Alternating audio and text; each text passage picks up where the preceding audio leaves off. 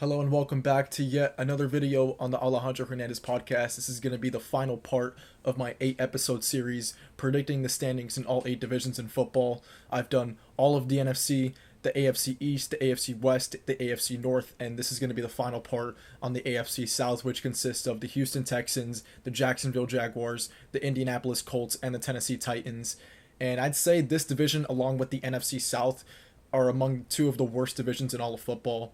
When it comes to head coach quarterback duos, let's just quickly go through them. I'd say the best as of right now is CJ Stroud and D'Amico Ryans. They've won the division back-to-back years in their first 2 years of being with the Texans.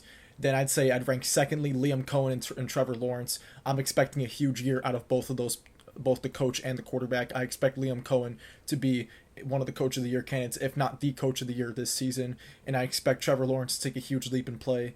Third, I'd rank Cam Ward and Brian Callahan. And fourth, I'd rank Shane Steichen and Daniel Jones.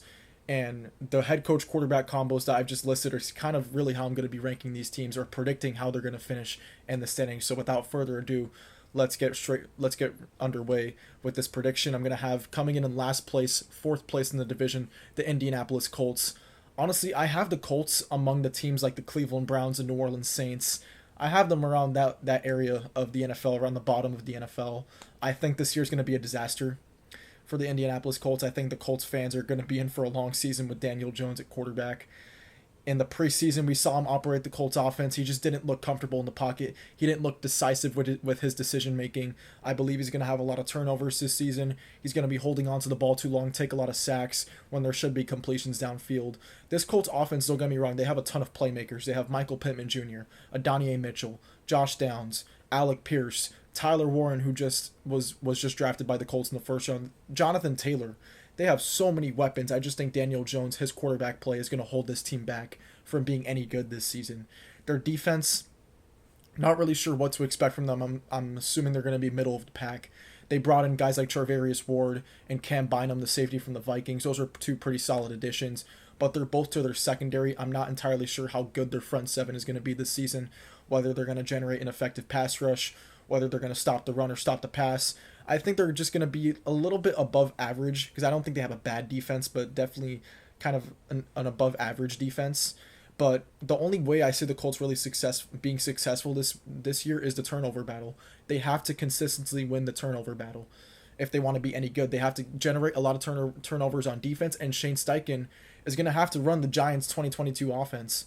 When Brian Dable really simplified things for Daniel Jones, limited his mistakes. Daniel Jones in 2022 only had 5 interceptions. If he has that type of seasons and if he has that type of season this year for the Colts, then I do think they actually can have some success. But it's like year 7 already for Daniel Jones. I've lost all hope for him as a quarterback in the NFL. I think he's a backup quarterback, and this whole situation with Anthony Richardson and Daniel Jones, just Anthony Richardson losing this quarterback battle to Daniel Jones tells me everything I need to know about Anthony Richardson. If he's losing a quarterback to Daniel Jones in year 3 of his career, then he's clearly not ready, and he's clearly a bust. And I think the Colts see him as a bust, and I think they're going to blow this whole thing up when the season's over. They're going to fire Shane Steichen. They're going to trade away Anthony Richardson the same way the Niners traded away Trey Lance when he realized that he wasn't ready.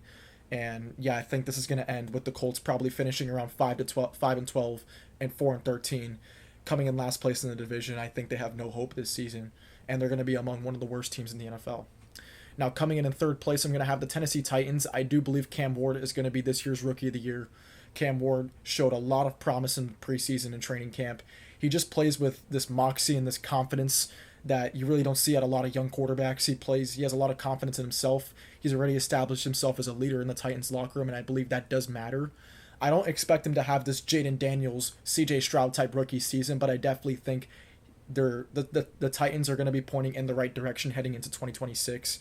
They're not going to have a winning record. They're not going to contend for the playoffs, but they're going to surprise some teams, and they're going to beat up on the bad teams. I think they're capable of winning 5 to 6 games this season and showing some promise and playing with grit, playing with aggressiveness.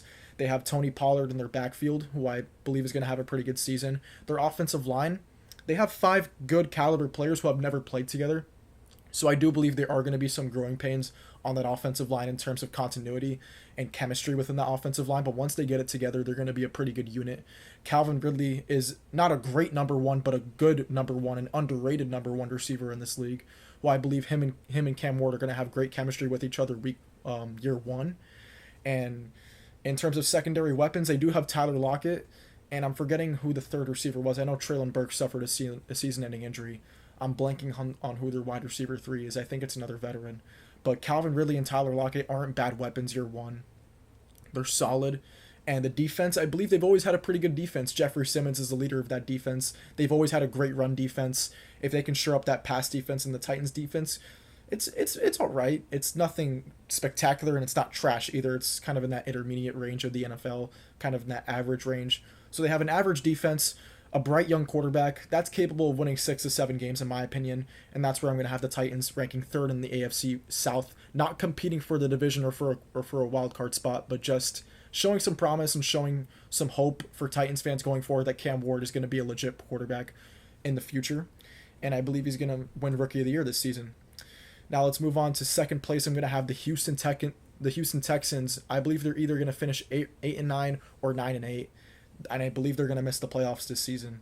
It's kind of a bold prediction. They've won the AFC South 2 years in a row with C.J. Stroud and D'Amico Ryans. It's going against that trend. I'm just so high on Jacksonville this season now I'm going to have to drop Houston out of the playoffs completely. And I believe this result is going to root from their offensive line. I have no faith in that offensive line. I believe they're a bottom 3 offensive line in the NFL. And in the preseason, they really haven't shown any signs that they're going to be decent or even above average or below average. I believe they're going to be bottom 5 in the NFL when it comes to protecting C.J. Stroud. I think C.J. Stroud's going to be taking a lot of hits. And I believe this also affects Nico Collins because Nico Collins is a downfield threat. And when the offensive line can't buy C.J. Stroud time in the pocket, the offense is going to be very limited. And Bobby Slowick, the offensive coordinator, is going to have to condense the offense into a very quick game in 2 to 3 step drops, 5 step drops, but no 7 step drops for C.J. Stroud to really get those big plays in. And yeah, I don't think this Houston offense is going to be very good. Joe Mixon, it was just recently revealed that he's going to be out for a majority of the 2025 season. So a bright spot for Houston last year is not even going to be available for them this year. They now have a washed Nick Chubb as RB1, a bad offensive line. They have some pretty good young receivers. They have Jaden Higgins, who's pretty underrated, going under the radar this season as a second-round pick. No one's really talking about him. I think he's going to be pretty good. They have Jalen Noel, Christian Kirk, who are good wide receiver 3s and 4s. But really, for this team to be successful, it starts with their defense. Their defense has to be top 3 in the NFL if this team is once again going to reach the playoffs and win the AFC South. And I believe they are capable of having a great defense. In terms of personnel, they have one of the best defensive end duos in the league, Will Anderson and Danielle Hunter. They're very, very good. And then in their secondary, they have some of the best young secondary talent in the NFL with Derek Stingley and Kamari Lassiter. And their linebacking core is a little questionable, but their defensive line and their DBs are excellent, top tier in the NFL. And I believe Will Anderson's definitely a Defensive Player of the Year candidate. But yeah, with all that being said, I think they're going to struggle once again on the offensive side of the ball without their RB1 and Joe Mixon and without a good offensive line. For those 2 reasons, I'm going to have the Texans either going 8-9 and 9-8, just barely missing the playoffs in the AFC. And now that brings me to the first place team. I'm going to have the Jacksonville Jaguars. I'm sticking with my take in my 2025 Power Rankings video that I had a couple months back when I had the Jaguars winning the division. I'm sticking with that take. I need Trevor Lawrence to show up, man. This take is only going to age well if Trevor Lawrence finally breaks out. I believe it might be year 5 for Trevor Lawrence. It's year 5. He's got to break out, man. You're a $250 million man. You've got to start playing like it. And if you can't perform with a new head coach who turned around Baker Mayfield's career, then there's really no hope for your career. So Trevor Lawrence, this is a make or break year for you. You need to show up for your team and you need to play like a top 10 quarterback. You need to fulfill that potential of a first overall pick finally for this Jaguars organization. And if you can't do that with Brian Thomas, Travis Etienne, Tank Bigsby, Brandon Strange, and Travis Hunter, then, I mean, there's really no hope for you, man, as a franchise quarterback.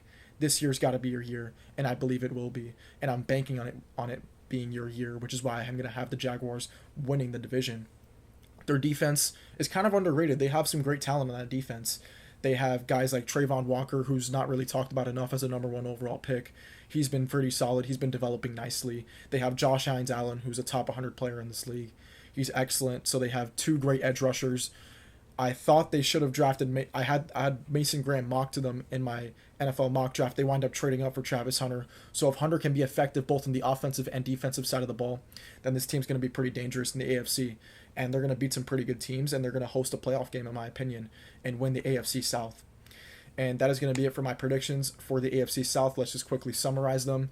Coming in last place, I'm going to have the Indianapolis Colts going either 4-13 or 5-12. I believe Daniel Jones is just not a good quarterback. He's a bottom 3 quarterback in the NFL. They're probably going to turn to Anthony Richardson at some point during the season, and it's going to be a year where Shane Steichen probably gets fired, and they probably clean house in Indianapolis.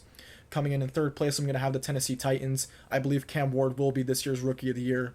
He's going to play lights out for the Titans, but overall, their roster is not quite ready yet to compete for the playoffs. I don't think it's going to be a CJ Stroud or Jaden Daniels type season for Cam Ward, but I still think he'll be good enough to win Offensive Rookie of the Year. Coming in second place, I'm going to have the Houston Texans either going 8-9 and 9-8. Their offensive line gives me concern, and their lack of weapons without Joe Mixon and lack of receiving threats outside of Nico Collins also gives me pause as to why I can't have the Texans repeating as AFC South champions, and that's why I'm going to elevate the Jacksonville Jaguars as AFC South champions, coming in first place, winning the division, and hosting a home playoff game. This is the breakout year for Trevor Lawrence, and I believe Liam Cohen is going to win Coach of the Year. And that is going to be it for this prediction video, and I will see you guys next time for when I reveal my playoff predictions for this season, as well as my Super Bowl pick and my MVP pick. But until then, I will see you guys next time.